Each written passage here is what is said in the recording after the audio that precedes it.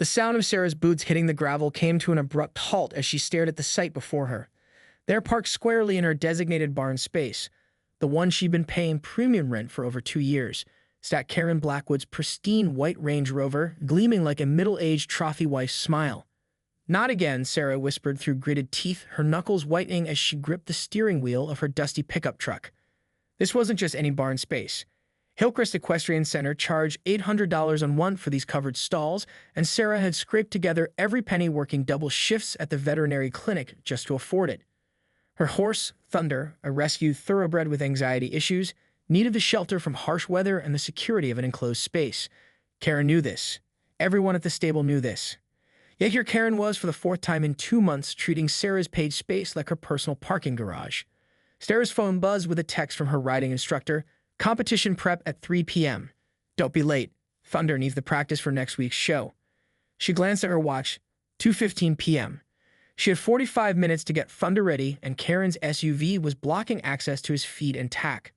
The barn manager's office sat empty. Of course it did. Margaret only worked mornings on Wednesdays, leaving the afternoon to whatever chaos the boarders could create.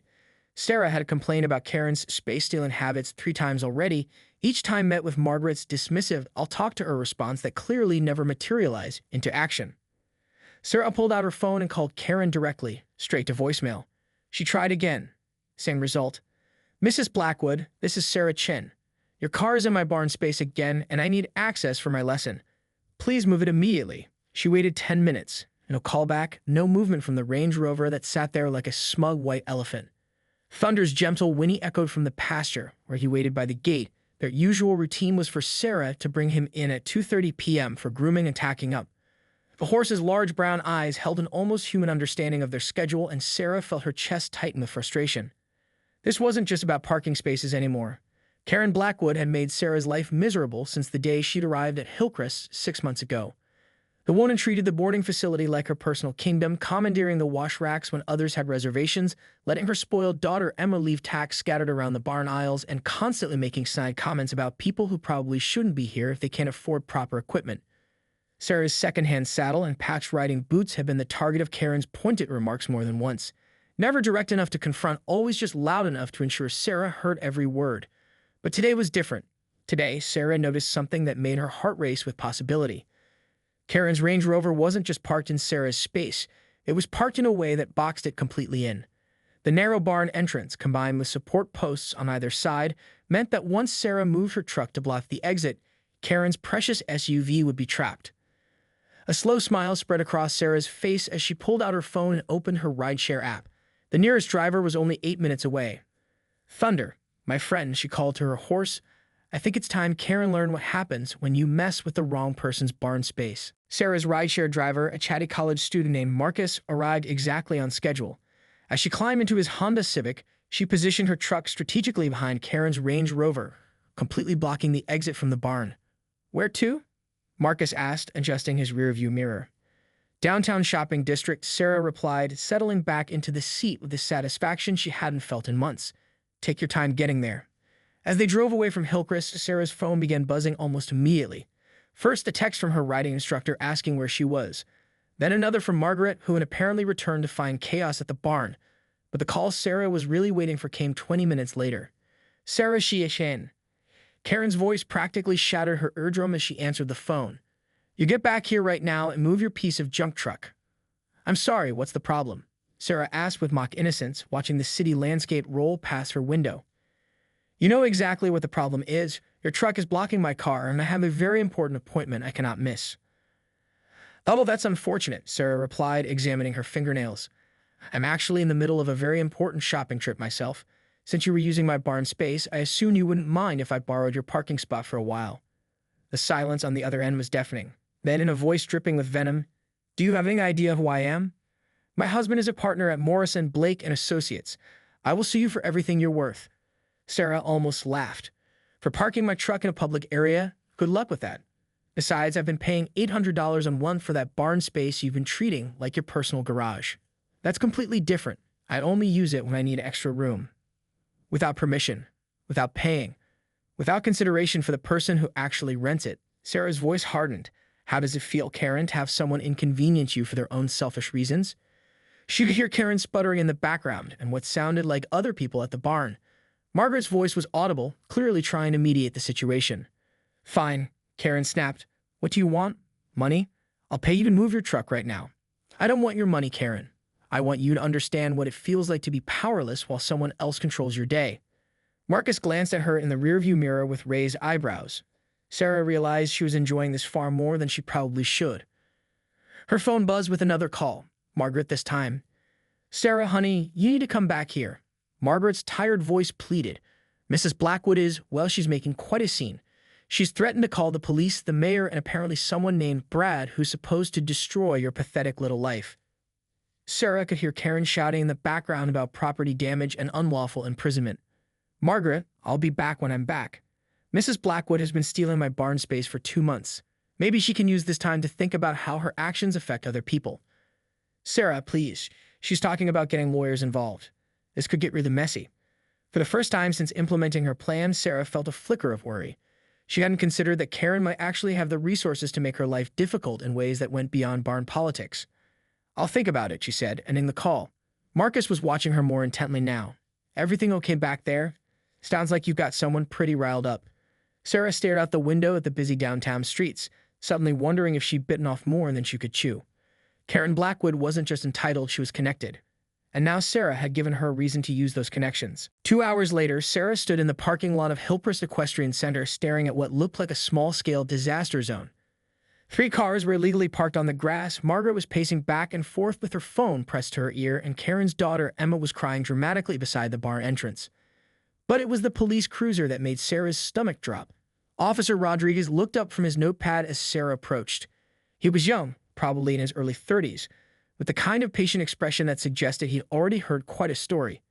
"You must be Sarah Chen," he said, extending his hand. "I'm Officer Rodriguez. I understand there's been some kind of parking dispute." Before Sarah could answer, Karen's voice cut through the air like a rusty blade. "There she is. Officer, I want her arrested immediately for unlawful imprisonment and property damage." Sarah turned to see Karen marching toward them, her perfectly styled blonde hair now slightly disheveled, her riding boots caked with barn dust from what had clearly been a dramatic afternoon. "Ma'am, we've been through this," Officer Rodriguez said with barely concealed exhaustion. "No one has been imprisoned. You're free to leave the property at any time." "My car is tracked. That's imprisonment of my property." "Your car is blocked by another vehicle in a legal parking space. That's an inconvenience, not a crime." Sarah felt a surge of relief, but it was short-lived when she noticed Margaret approaching with a grim expression. "Sarah, we need to talk," Margaret said quietly. "Privately." They walked toward the barn office while Officer Rodriguez continued his apparently futile attempt to explain parking law to Karen. "How bad is it?" Sarah asked once they were out of earshot. Margaret sighed heavily. "Well, the good news is you're not going to jail. The bad news is that Karen has been on the phone with everyone she knows for the past 2 hours. Her husband's law firm, the property management company that owns this facility, and apparently someone at the county commissioner's office." Sarah's heart sank. "What does that mean?" "It means that while what you did wasn't illegal, it's given Karen ammunition to make your life here very difficult. She's demanding that your boarding contract be terminated. She's also threatening to pull her own boarding fees and her daughter's lesson payments, which honestly, we can't afford to lose right now." The financial reality hit Sarah like a punch to the gut. Hillcrest was a small operation, and Karen paid for premium services, covered stall, daily turnout, professional training for Emma. Her departure would hurt the facility's bottom line significantly. "But I pay my rent on time every month," Sarah protested. "I've never caused problems. She's the one who keeps stealing my space. I know, honey. And between you and me, everyone here is tired of Karen's attitude. But the reality is that she brings in 3 times the revenue you do." Sarah slumped against the office doorframe. "So that's it. She wins because she has more money?" Margaret's expression softened. "Not necessarily. While you were gone, something interesting happened." She pulled out her phone and showed Sarah a video. It was shaky cell phone footage of Karen having what could only be described as a complete meltdown in the barn aisle. In the video, Karen was screaming at Thunder, Sarah's gentle, anxious horse, calling him a worthless nag and waving her arms aggressively. Thunder was clearly distressed, backing away from Karen with his ears pinned. Emma recorded this and posted it to her TikTok before Karen could stop her. Margaret explained. "It's already got over 50,000 views. The comments, well, let's just say they're not flattering to your barn nemesis." Sarah watched in horror as Karen continued her tantrum in the video. at one point actually throwing a lead rope at Thunder. The horse flinched and retreated further into his stall. "This is animal harassment," Sarah breathed. "Thunder has anxiety issues. This could have seriously hurt him." "Exactly. And that changes everything." Margaret's expression grew serious. "Because while Karen can threaten lawsuits over parking spaces, we have actual footage of her threatening and potentially harming a boarded animal. That's something the state takes very seriously." Sarah looked up to see Officer Rodriguez approaching with Karen trailing behind him, still talking rapidly. "Ms. Chen," the officer said, "I'd explained to Mrs. Blackwood that this is a civil matter between private parties. However, I understand there may be a separate issue involving animal welfare." Margaret held up her phone. "Officer, I think you need to see this." As the video played, Sarah watched Karen's face transform from righteous indignation to barely concealed panic. For the first time since this whole ordeal began, Karen Blackwood looked like she realized she might not be holding all the cards after all. Officer Rodriguez watched the video twice, his expression growing more serious with each viewing. When it finished, he looked directly at Karen with the kind of professional scrutiny that made her take an involuntary step backward. "Mrs. Blackwood, I need to ask you some questions about this incident with the horse." That video is taken completely out of context. Karen's voice had lost its commanding edge, replaced by something that sounded dangerously close to desperation. "I was simply trying to get the animal to move so I could access my property. By throwing equipment at it and screaming." Officer Rodriguez's tone remained neutral, but his pen was moving across his notepad. "Ma'am, I'm going to need you to provide your full contact information. The county animal control officer will want to follow up on this." Sarah felt a mixture of satisfaction and genuine concern as she watched Karen's carefully constructed facade crumble. But her attention was drawn to Emma, who had stopped crying and was now staring at her mother with an expression Sarah had never seen before, disappointment mixed with something that looked like shame. "Mom," Emma said quietly, "you hurt Thunder. He was scared." Karen whirled on her daughter. "Emma, you don't understand the situation. That woman," she pointed accusingly at Sarah, "trapped us here illegally. But Thunder didn't do anything wrong," Emma continued, her voice stronger now. "And you always tell me to be gentle with the horses because they can get scared easily." The barn had grown remarkably quiet. Other boarders had gradually gathered, drawn by the commotion, and they were all watching this family drama unfold with fascination. Sarah recognized most of them, people who had witnessed Karen's entitled behavior over the past 6 months, but had never spoken up. Then something unexpected happened. Mrs. Henderson, an elderly woman who boarded her retired dressage course in the stall next to Thunder's, stepped forward. "Officer, I saw the whole thing," she said in her crisp British accent. "Mrs. Blackwood has been using Miss Chim's barn space repeatedly without permission.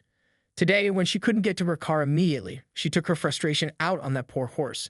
It was absolutely inexcusable behavior." "That's not," Karen started, but Mrs. Henderson wasn't finished. "Furthermore, this isn't the first time she's been inappropriate with the animals. Last week, I watched her yank her daughter's pony's mouth because it wouldn't stand perfectly still for a photo." Other voices began joining in. Sarah listened in amazement as a chorus of complaints emerged, Karen cutting in line at the wash racks, leaving messes for others to clean up, making condescending comments about other riders' equipment, and generally treating the boarding facility like her personal kingdom. "This is ridiculous," Karen's voice cracked. "I pay premium rates here. I shouldn't have to deal with this kind of harassment." "Mom, stop." Emma's voice cut through her mother's protests. "Just stop." Everyone turned to look at the 16-year-old, who stood with tears streaming down her face but her chin raised defiantly. "I'd embarrass," Emma said. "I'm embarrassed that you acted like this. I'm embarrassed that everyone here thinks our family are bullies, and I'm embarrassed that I didn't say something sooner." A silence that followed was deafening. Karen looked like she'd been slapped. Officer Rodriguez cleared his throat. "Mrs. Blackwood, I'm going to recommend that you remove your vehicle and leave the premises for today. Animal control will be in touch within 48 hours to discuss this incident. If there are any future complaints about animal welfare involving you, the consequences will be much more serious." Karen's eyes darted around the group of faces surrounding her, all watching her carefully. For a moment, Sarah thought she might continue fighting, but something in her daughter's expression seemed to break her resolve. "Fine," Karen said quietly. "Emma, get your things. We're leaving." But Emma shook her head. "I want to apologize to Thunder first, and to Sarah." She walked over to Thunder's stall where the horse was still showing signs of stress from the earlier confrontation. Emma spoke to him softly, her voice too quiet for the adults to hear, but her body language was gentle and respectful, everything her mother's had not been. Then she turned to Sarah. "I'm sorry my mom has been taking your parking space, and I'm sorry she scared your horse. Thunder's really sweet and he didn't deserve that. Sarah felt her throat tighten with unexpected emotion. Thank you, Emma. That means a lot. As Karen finally moved her Range Rover and the police cruiser pulled away, Sarah realized that something fundamental had shifted. Not just in her relationship with Karen, but in the entire dynamic at the barn. For the first time in months, she felt like she belonged here. But she also knew this wasn't over. Karen Blackwood didn't seem like the type of person who would simply accept defeat and disappear quietly. 3 weeks later, Sarah was grooming Thunder in the cross ties when she heard familiar voices at the barn entrance. Her stomach tightened as she recognized Karen's carefully modulated tone, but something was different. Gone was the commanding edge that had made everyone at Hillcrest walk on eggshells. I understand completely, Margaret, Karen was saying. And I want you to know that we've been working with a therapist to address some of the issues that came to light. Sarah continued brushing Thunder's coat, but her ears were tuned to every word of the conversation happening near the barn office. The animal control investigation was a wake-up call for our whole family, Karen continued. I never realized how my behavior was affecting not just the animals, but everyone here, especially Emma. Margaret's response was cautious but not unkind. I appreciate you coming to talk to me, Karen, but you understand that there will have to be conditions if you want to return to boarding here.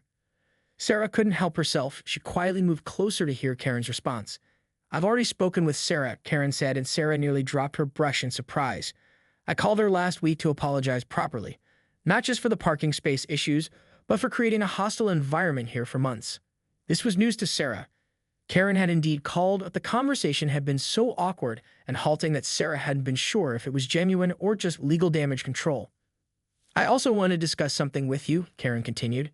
Emma has been talking about starting a peer mentorship program here at the barn, something to help younger riders learn not just horsemanship, but proper barn etiquette and respect for other boarders. Sarah found herself genuinely surprised. This didn't sound like the Karen Blackwood who had terrorized Hillcrest for 6 months. That's actually a wonderful idea, Margaret replied. We've had issues with barn courtesy before, though nothing quite as dramatic as recent events. Emma wants Sarah to help co-lead the program, Karen said quietly. She was very specific about that. She said Sarah knows what it's like to be treated unfairly, so she'd be good at teaching kids how to treat each other with respect. Sarah felt her throat tighten. She thought about Emma's tearful apology to Thunder and how the teenager had stood up to her own mother when it mattered most. There's something else, Karen continued. I want to pay for Sarah's boarding fees for the next 6 months, not as charity, but as an apology. What I did was wrong, and I want to make it right. Karen, that's very generous, but it's not generous. It's necessary. Karen's voice carried a weight Sarah had never heard before. I used my money and connections to try to bully someone who was just standing up for herself. The least I can do is use those same resources to make amends. Sarah heard footsteps approaching and quickly returned to Thunder's side, trying to look busy with her grooming routine. Sarah, Margaret's voice called out, could you join us for a moment? Walking toward the barn office felt like approaching a completely different universe from 3 weeks ago. Karen stood next to Margaret, but her posture was different, less commanding, more uncertain. She looked like someone who had genuinely been humbled by recent events. I was just explaining to Margaret about the mentorship program Emma wants to start, Karen said directly to Sarah. She really hopes you'll consider helping her lead it. Sarah studied Karen's face, looking for signs of manipulation or hidden agenda, but all she saw was someone who looked genuinely exhausted by the effort of rebuilding her reputation. Why me? Sarah asked. Because you stood up to me when no one else would, Karen replied simply. Because you treated my daughter with kindness even after everything I put you through. And because Emma respects you in a way that, well, in a way she doesn't respect me right now. The honesty in that admission was startling. I'd be honored to help with the program, Sarah said finally. But I have one condition. Karen tensed slightly. What's that? Thunder gets to be one of the therapy horses for kids who need to learn patience and gentleness. He's got anxiety issues, but he's incredibly intuitive with people who treat him right. A small smile crossed Karen's face. The first genuine smile Sarah had ever seen from her. I think that's perfect. Emma will love that idea. As Karen prepared to leave, she turned back to Sarah one more time. I know this doesn't fix everything I did, she said, and I know trust has to be earned back slowly, but I want you to know that what happened 3 weeks ago was the best thing that could have happened to my family. Emma's talking to me again, really talking, and I'm learning that being powerful doesn't mean using that power to make other people feel small. After Karen left, Sarah returned to Thunder, who nuzzled her shoulder in his gentle way. What do you think, boy? She asked him quietly. Think people can really change? Thunder's soft whicker seemed to suggest that maybe, just maybe, it could. 6 months later, the Hillcrest Peer Mentorship Program was featured in the local newspaper as a model for teaching young equestrians respect and responsibility. In the photo accompanying the article, Sarah and Emma stood on either side of Thunder, both smiling as a group of young riders practiced leading horses with patience and kindness. Karen wasn't in the photo, but she was there that day, quietly watching from the barn entrance with an expression of pride that had nothing to do with money or status and everything to do with seeing her daughter become the kind of person she herself was still learning to be.